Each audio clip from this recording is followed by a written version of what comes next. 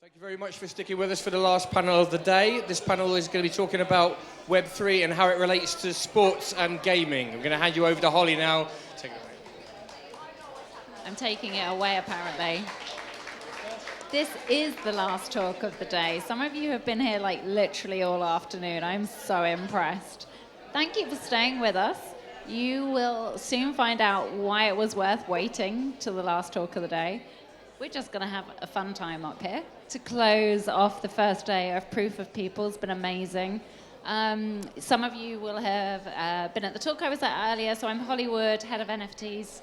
Head of NFTs? Head of artists. That gin and tonic, literally 2 sips. Head of artist relationships at Rarible. And I'll just let the rest of the panel introduce themselves, and then I'm going to kickstart our conversation. Hi, I'm Kellyanne. I'm Global Vice President of a Web3 agency that's producing a metaverse at the minute, which has a lot of sports, esports, gaming, all integrated into it. Okay. Hi, I'm Alexandra. Alexandra Art. I work at Join. I also run a curatorial studio called Electric Artifacts, and I spent some time last year also working for Frag Color, a Web3 gaming company.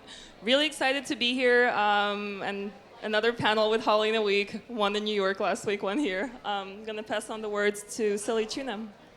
Hi, I'm Silly Tuna, or another Alex, depending what you want to say. Been in the NFT space for nearly 10 years, so I'm one of the old hands.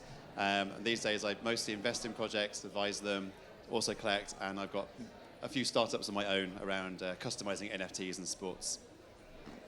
Hi, I'm Asa. I run a fund in London called Pluto Digital.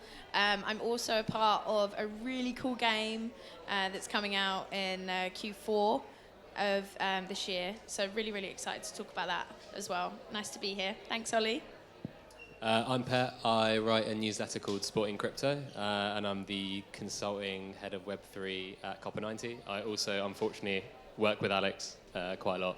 And he's older than he looks, by the way. So when he says old hand, he's really underplaying it. And my role really is just to mine you guys for information. So sport, gaming, Web3, that's what we're here to talk about. We're actually going to start, we had like a little pre-meet, a couple of pre-meets actually. And one of the things that we all started to like jam on was this idea around like Web2 and Web3 gaming. So we were talking about esports, and like obviously we have like huge kind of like teams like G2 Sports, who I met very recently at NFT Berlin. They're incredible. FaZe Clan have been doing a lot in the space. There's so much going on, but generally the sentiment seems to be that esports gamers are really anti-NFT, which I think is totally fine, but I just see it as a massive, massive opportunity. It's like anyone who can kind of like work out what that magic switch is, or, you know, and convert this huge, huge, incredibly engaged, exciting, playful audience is going to be like that. That's a game changer in itself. So yeah, love for you to start, Kelly.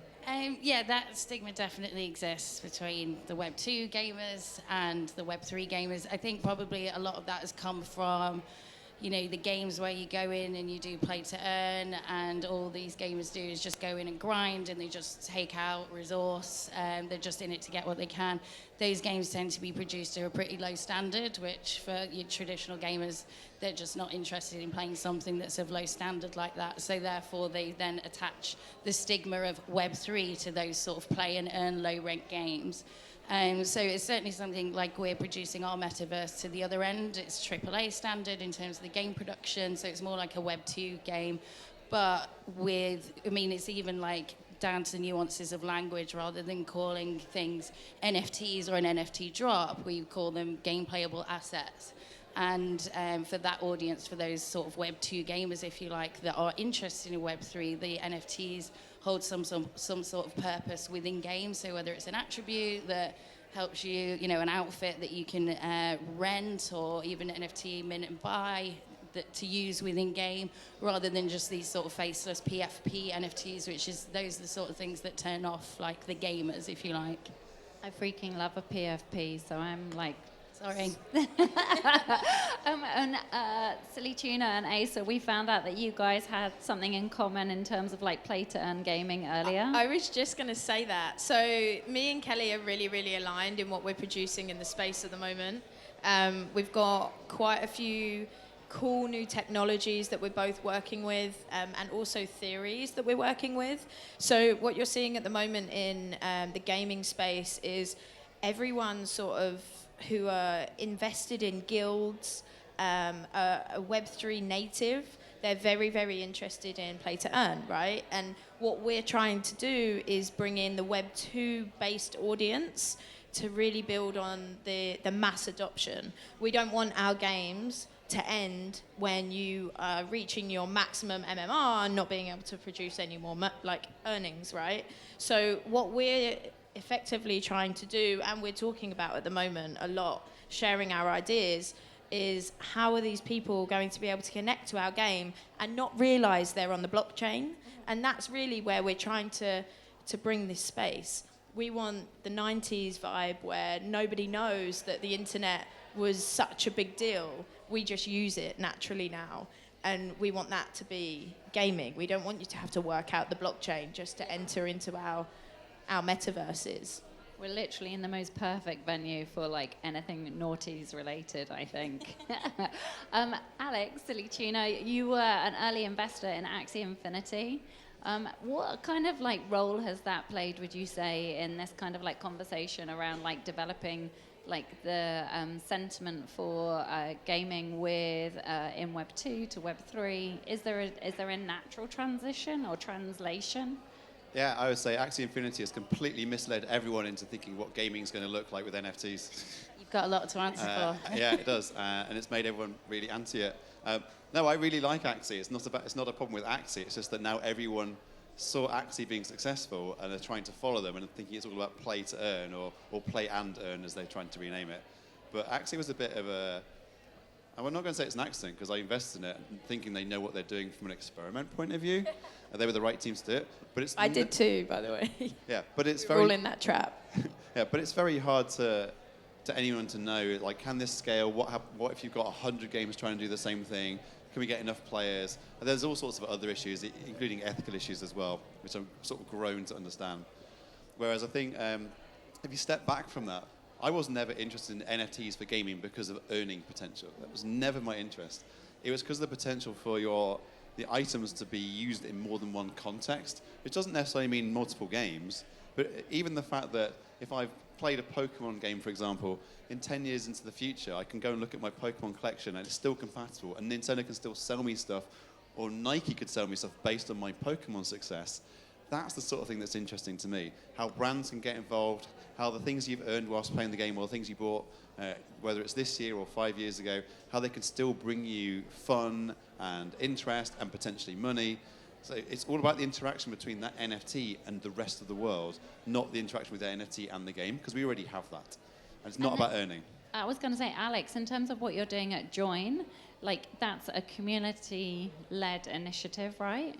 How does that kind of like sort of speak to what Alex is talking about in terms of like what Axie Infinity have built in terms of those communities? Is there like ways for other games to kind of leverage those communities?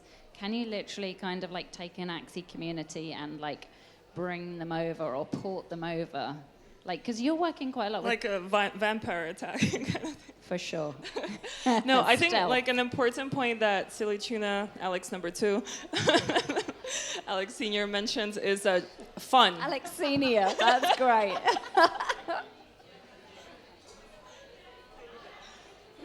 No, I think like the reason there was a backlash from the gaming community was fun. So a lot of games that were being built, it's maybe for some people, like especially in the DGen community, it's fun to earn money through the game, but it's not fun to play the game. Because for like a proper AAA game to be built, and you can speak more towards like what you're building, it takes several years. So that's why all of the projects were quick to make a lot of cash, grab and go, move on, or until like, you know, it reaches the top of the funnel. like with Axie. And so what we're building is the fun elements, and it's basically tools that people can use to engage their, especially like creatives in their community. And it doesn't have to be artists, it can be community moderators, it can be people who write lore. That's actually a really popular direction that many people are taking. Like if you write comic books, if you write back stories to your personas. And I think it's a really one-way relationship right now that we see among projects. And like what we're trying to achieve, it's like it goes two ways. And Twitter and Discord is great, but it doesn't really tailor to like intricate needs of different projects. And Pet, in terms of like the traditional sports, it's so funny that we kind of now think of like traditional art being, you know, even for me, just like naming it or framing it as traditional art, I was kind of like thinking, how do I refer to like sports and like people will know that it's kind of like tennis or soccer or football? It's like traditional sports because they're not esports. But in terms of like traditional sports, you see obviously like fans, that's the terminology for their communities. I know there's some amazing use cases for how badly it's been done so far. You have a couple of favorites, I know. Is there a way that you can see, for instance, just by like connecting some of these dots, that like some of those traditional sports like brands could actually really improve what they're doing in Web3? Yeah, I think we've had a few clues both in sports, esports and gaming, and to piggyback on what Alex was talking about, how, you know, Axie isn't going to be the future of gaming. I think they've obviously, Steppen and a few others have found product market fit clearly because there's, you know, they've created a big audience that are using their products. I don't think they've created sustainable economies, and they've probably leveraged too far toward the kind of earn side of the game that makes it unsustainable whenever there's a downturn. But I do still think that's kind of a clue into what areas we might be going, where users of a network have you know, a say, but also upside in that network being used by a lot of people. And on the esports front, I think gamers, people that are into esports and sports fans kind of have a very similar viewpoint of this. They all, well, the majority of them hate NFTs. They hate anything to do with crypto, which is obviously going to be a big barrier for anyone like building stuff within this space. I think, again, though, in esports, we've seen the clues, like 100 Thieves, you mentioned FaZe Clan. 100 Thieves released a commemorative NFT when they won a 2021 gaming championship, and it was claimed by almost 1 million wallets. And now, that doesn't sound like a crazy big number, but when you consider that OpenSea's only just petering on 2 million wallets on their platform, and you can pretty much assume that most people have 3 or 4, so you're looking at maybe 500,000, 1 million wallets there. I think that's really impressive. And now sports has a similar thing where there have been clues, right? Top Shots has done something that can only be done on a blockchain, right? You can't really do that with a centralized database without running into a multitude of problems. I kind of described it as like, I think on the panel that we were on yesterday, Holly, so if Holly falls asleep, it's because we were speaking together yesterday. I kind of described it as like, if you were to do that in a centralized fashion, it looked like more of an Instagram, like here are your collectibles on a platform that you have to sign into. Whereas NBA Top Shots were able to do something that actually gave people assets. And now, you know, there are a lot of people that hate Flow, or maybe some people that like it more. But I do think, again, it's another clue as to where we see things going within, you know, sports, esports, and gaming, respectively. I did see something quite recently, and it's not happened yet, so it'll be interesting to see if that crossover works with esports, bringing esports and gamers into like Web3. So there's a new stadium that's opening in Miami, which is a specific esports stadium. And they're doing it in partnership with Florida State University, who are doing their first esports course. So you can actually do a degree in esports, whatever that looks like, I don't know. But they've partnered with Formula One. So if you purchase the Formula One NFT, go to the stadium, or you're at the campus doing the course, they have the simulator racing cars, which are the cars that the Formula One drivers actually use to practice on, to train on. So they have those now integrated into the stadium. So if you're a member of the Formula One NFT club, then you get to go and use the simulators that the Formula One drivers use at the esports conference or whilst you're doing the course. So it hasn't happened yet, but it'll be interesting to see whether that crosses a bridge in some way. I was going to bring up Formula One actually, because as a bit of a fan, I was definitely like super excited to see where crypto is kind of like, I think actually having some really interesting conversations. And I have to say, I think Tezos is doing an amazing job there. But in terms of like my role at Wearable and working with artists, you know, the fact that people like Mad Dog Jones are doing like helmets, crash helmet designs sponsored by FTX for Lewis Hamilton. I love all of this kind of like utility. We all hate that word. But the fact that you can kind of like visually see the impact of NFTs, creators, artists, crossing over with sport, with science, I think it's really exciting. So yeah, Formula One I think is probably one of the better sports, or do you disagree? F1? Yeah. Well, I mean, they've done some interesting things, but I mean, one really bad example of how things messed up was F1 Delta Time.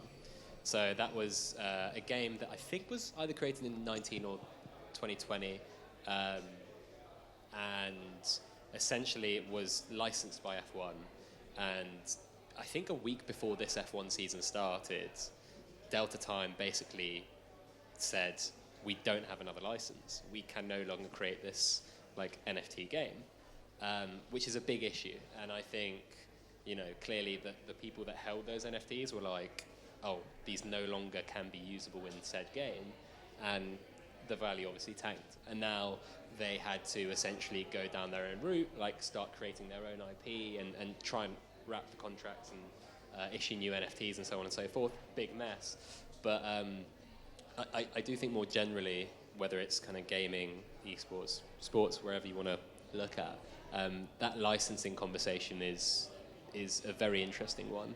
And I don't think anyone's doing it like incredibly well. I think even the likes of SoRare, who are like a $4 billion gaming sports, fantasy gaming sports company, they will still have huge pressures from above, from their board, from their investors, to go get as many new licenses as they can to try and make more money. And it's actually kind of why I think a lot of the greenfield owned IP things within this space are going to be the biggest potential for investors and for creators, because they will have no limitations. But obviously their downside is probably a lot quicker to get to.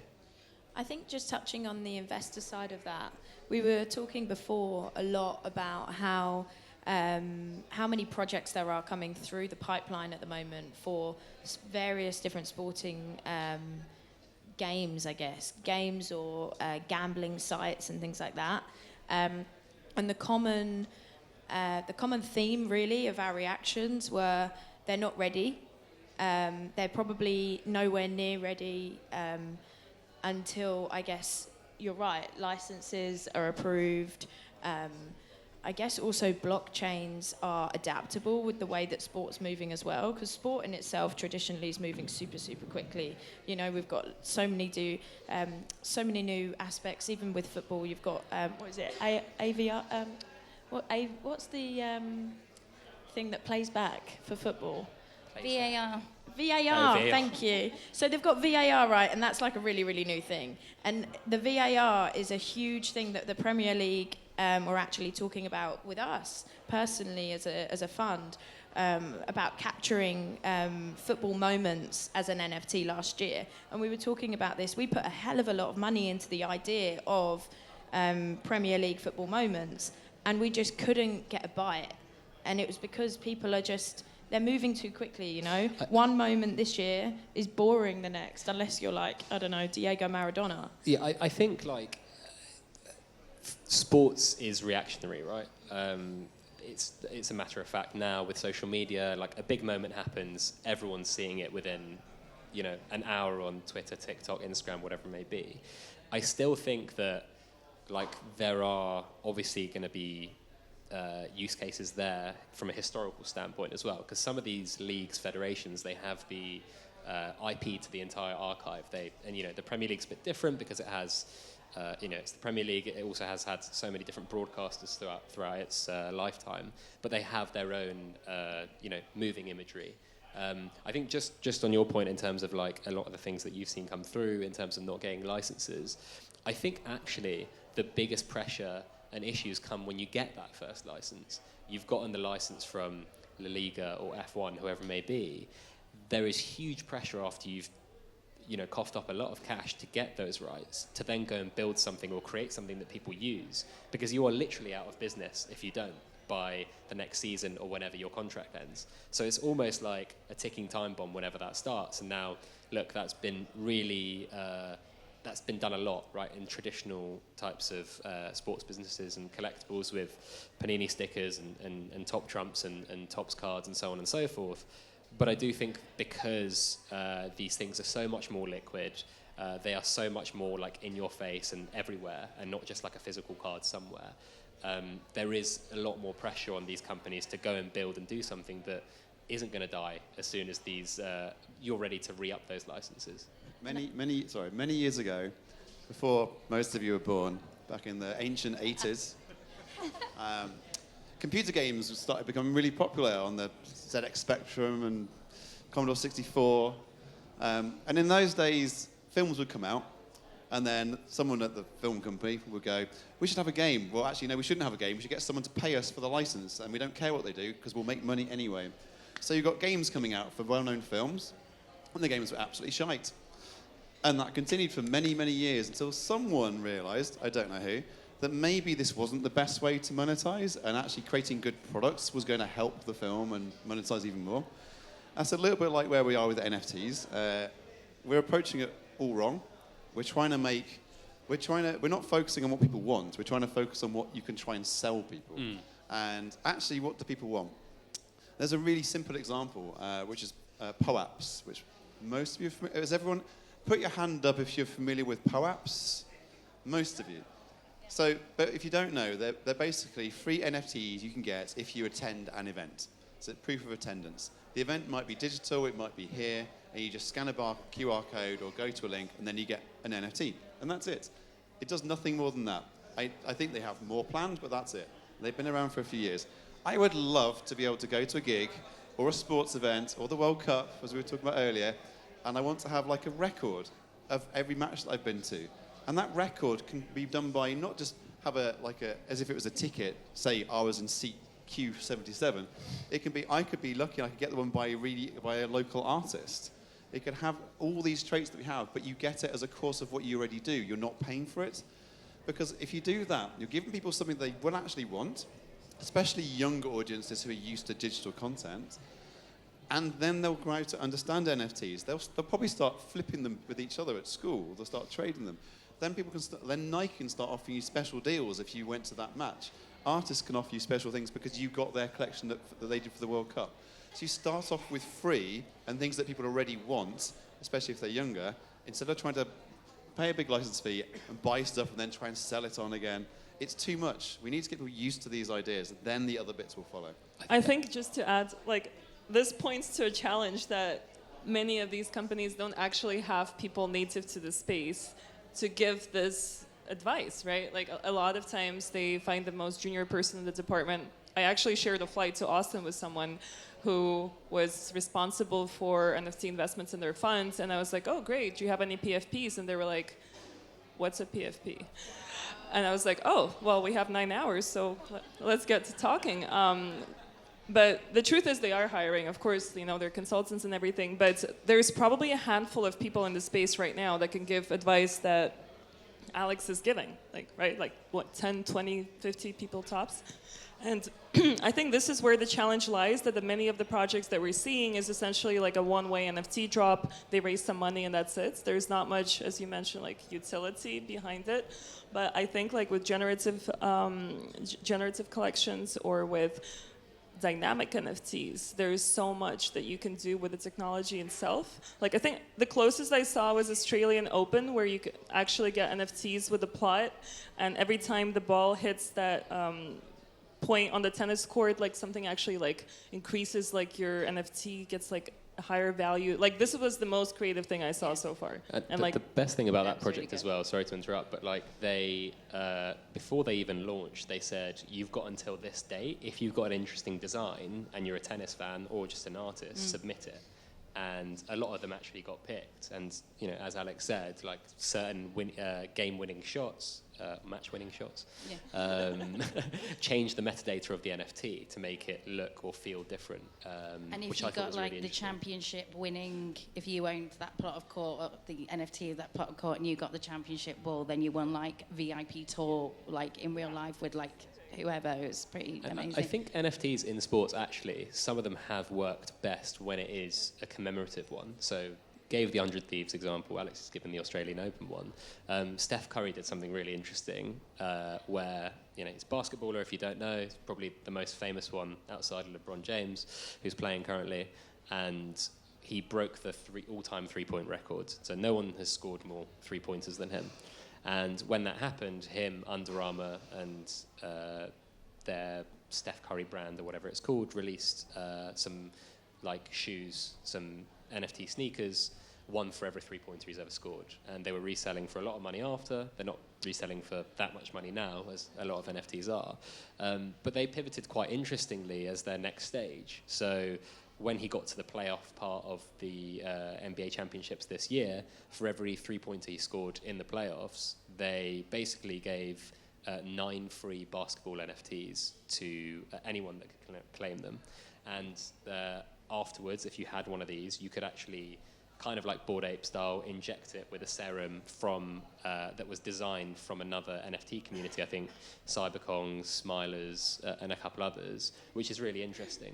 But again, the issue there is you've got one of the biggest athletes in the world, powered by one of the biggest sports brands in the world in Under Armour, and he's doing something that will probably never be done again.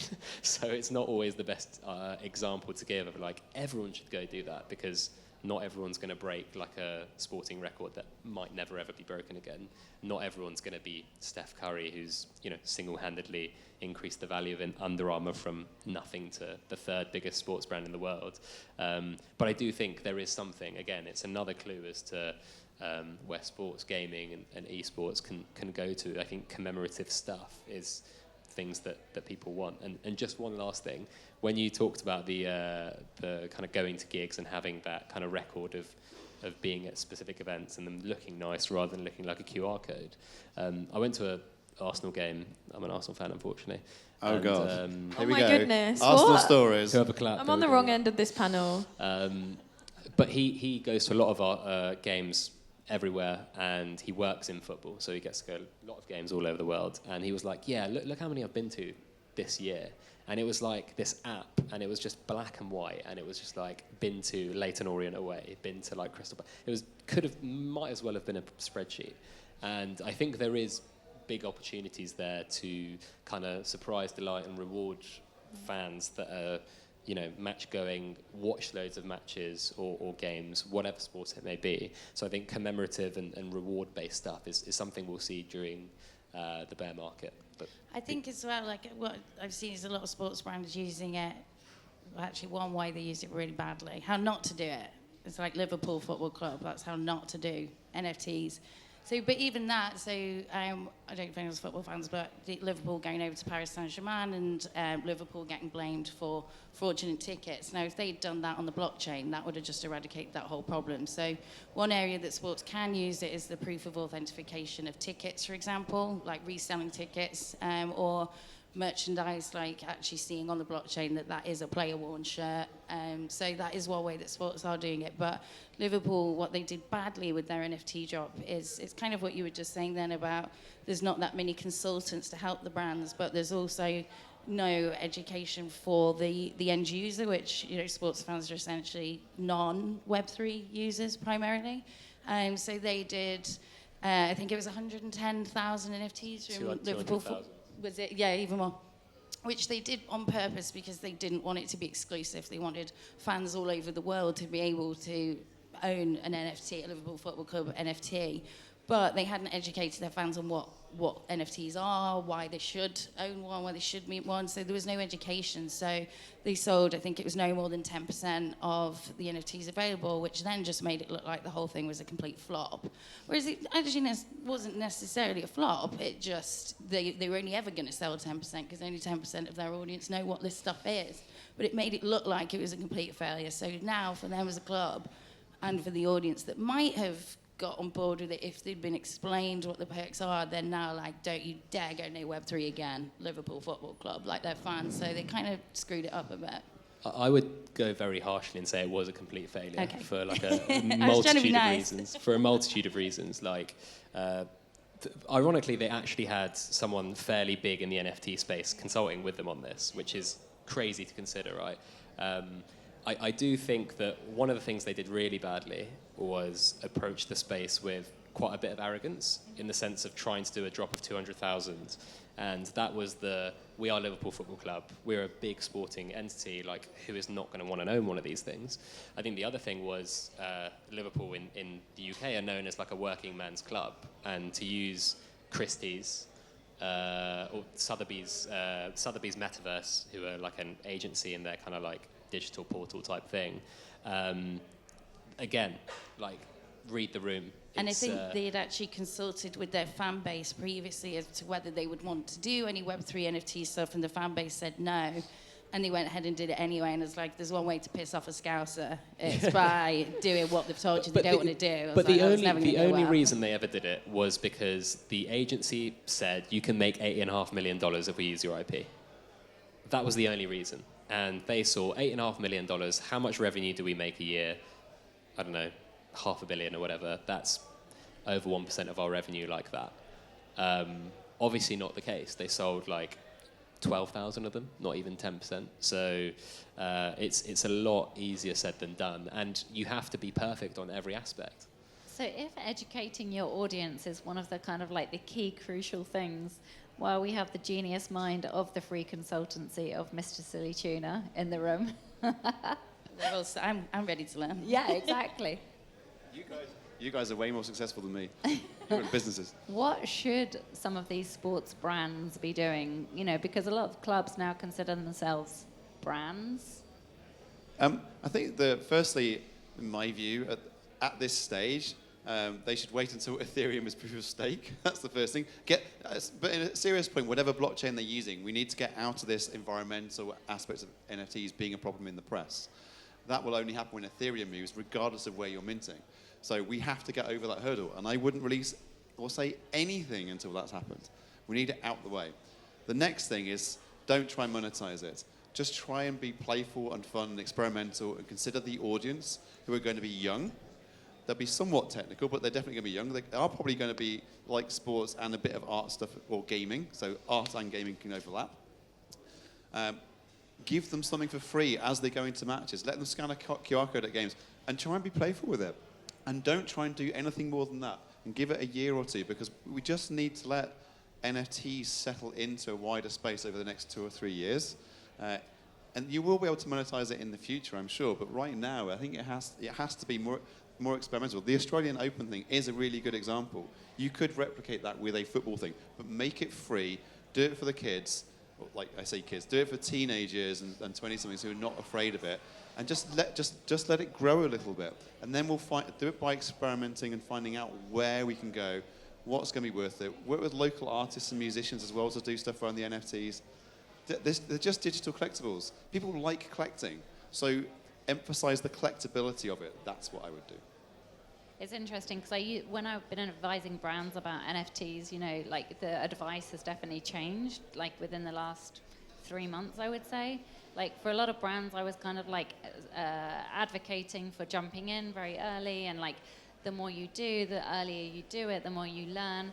And actually now I'm kind of like flipping that to like, you can actually support and be involved in Web3 and show that you're here for it without dropping an NFT collection. It's like, that's not actually what we're all doing right now. So you can support in so many other ways.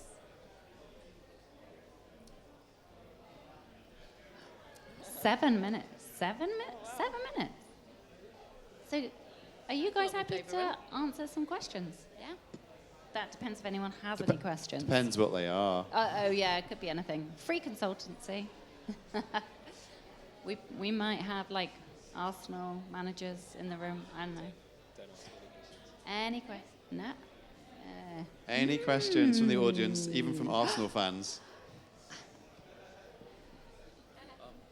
In this new world of yours, is there still a place for traditional artists? Yeah, of course. I mean, in fact, there's more than a place for traditional artists. I think they benefit from this because when you can embrace the digital realm, even if you're a traditional physical artist, you can widen your audience and you can deal directly with people all over the world. And so friends of mine who are traditional artists, traditionally trained, and they work in the physical medium primarily, they found entire new audiences through digital. Because, again, it is a younger audience thing. Younger audiences they don't dislike physical. There's this myth that we're getting rid of physical. For me, it's the opposite. I have way more physical art now than I ever did before. But they can embrace digital, and they can find new ways to work with that. I mean, it can be PFPs, but it can also just be stuff that you collect. Or it could be something you do with a sports club, or with an esports team, or a game. So, no, absolutely, you're the talent. There's always a way for the talent to get through. I was going to say, I just work with UEFA Women's Champions League. And actually, obviously, I was trying to encourage them to kind of like work on the NFT side, but they actually wanted to work with female digital artists. And talking about that kind of like the moments, the sporting moments, it was actually a really challenging project. It was like a 6-month tournament, and they wanted to capture the moments. So we worked with I think 3 or 4 different artists, completely global, an incredible artist, Moody Mimo, based in Indonesia. And her project was essentially creating a deck of cards with 52 moments that she captured throughout the tournament. Would have been a very natural NFT collection. I'm sure that will happen next time. But yeah, I think just in terms of what we were saying already, a lot of those kind of like bigger entities, like the Premier League, for instance, like UEFA, they're just not quite ready yet. And actually, I think that's okay too. But massive opportunity, like huge for artists for sure.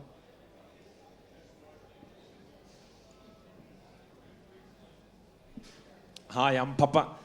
Thank you so much for hosting. This is really fun to learn about. And I was just thinking about the change that you mentioned around the 80s, where you go from gaming being licensed by movies and that sort of transformation, and likening that to what's happening with NFTs. And they didn't necessarily go down the non-commercialization route. I think it was entities like Mortal Kombat that came with their own kind of IP, and it was all still commercial. Maybe it was the format. It went from being these sort of big game machines to being PlayStations or Sega Mega Drives. So is it maybe the format that needs to change, for NFTs to become more widely adopted, or is the explanation, the freemium model, or is there other routes that make sense? Well, NFTs are freemium inherently because this is the whole right-click save thing. It's a bit of a side thing, but actually NFTs are a freemium model. Anyone can right-click save, but you have to be the owner to get the benefits. In terms of games, Mortal Kombat and so on, they were actually game IPs, so they're the equivalent in NFTs of some of the big NFT brands, whether it's Bored Apes, CryptoPunks, or Cool Cats, or whatever. And actually, fair enough, games had the same issue. They were like, oh, someone wants to make a film of Mortal Kombat. We'll just make them pay us lots of money and we won't worry about the quality. And that's still a little bit the case, but it is changing, like the Halo TV series. So bringing it back to NFTs, the point is that NFTs are still in this bit where brands look at them, whether it's sports brands or games, and it's like, how can we monetize this directly and as much money as we can, really quickly?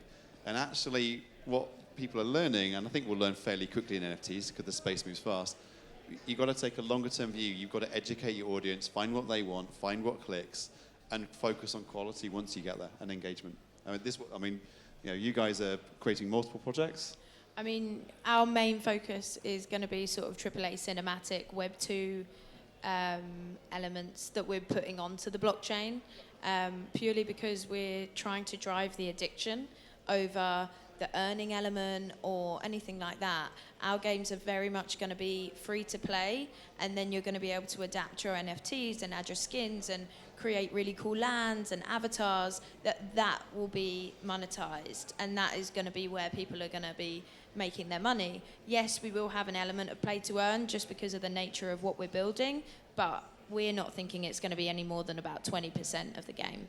Everything is going to be free to play, and as hard as you work is pretty much as beautiful the NFTs are going to be created is from the effort that you put in and the hours that you put onto the game.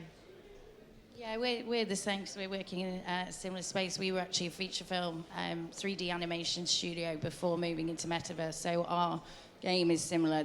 It looks like you're watching a movie. And then our game studio is, we have one of the guys that made God of War and Halo, so they're producing like the gameplay. And it's, as Ace said before, it just so happens to be on the blockchain, but you'd never know. And it's not about earning, it's about what they can own. Like having those assets that you can pass down to your grandchildren at the end of the day. But with the back, like we're certainly not targeting the play and earn market now. And that's not just because of the current market that we're going through, which is obviously taking a hit. It's more that I don't know that sort of area as a genre is going to exist for much longer. Am I allowed to say that?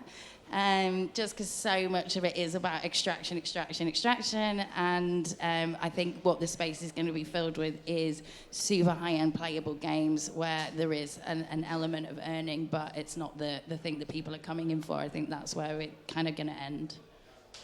I think this is a great place to wrap it up. I'm very excited about what Kelly and Asa are building. I've had a sneak preview. The art is freaking amazing. 2023 seems like a way away, but it's going to be worth the wait. Thank you so much, panel. This has been an amazing conversation. Thank you for hanging with us. And now you all need to go do your free minting on Tezos, which I haven't done yet. I'm going to do mine tomorrow, actually. But yes, enjoy your evening. Thank you.